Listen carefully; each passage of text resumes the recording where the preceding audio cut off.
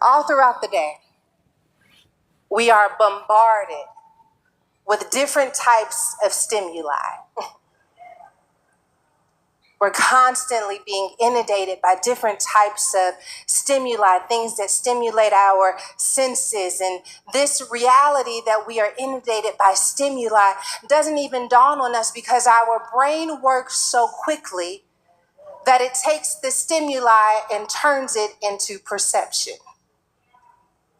When I say stimuli, I'm thinking biologically, psychologically, that there's a union between what we are experiencing in the world and the stimuli that creates the world as we understand it, and then the way that our brain translates that perception. We call it seeing, but sight is really the result of the brain interpreting light waves as shapes and depths and images. We call it smell, but smell is actually what our brain interprets as chemical compounds that we translate into odor. These are all types of stimuli. Our stimuli doesn't just stop there. It continues with the way that we experience touch. It continues in the way that we experience sound.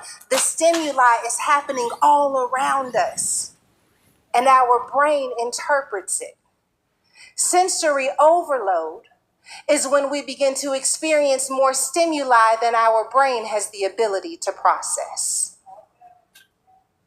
That's what's been happening for me over the last few weeks. It hasn't necessarily been in this biological and psychological sense. It's been happening as it relates to me listening to all of the things that are happening in the world. I feel like I got sensory overload. I mean, just swiping.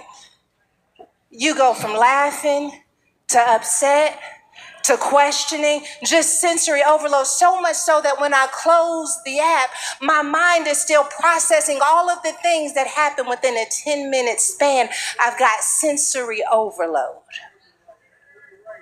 And what the brain does biologically and psychologically, the spirit does for us.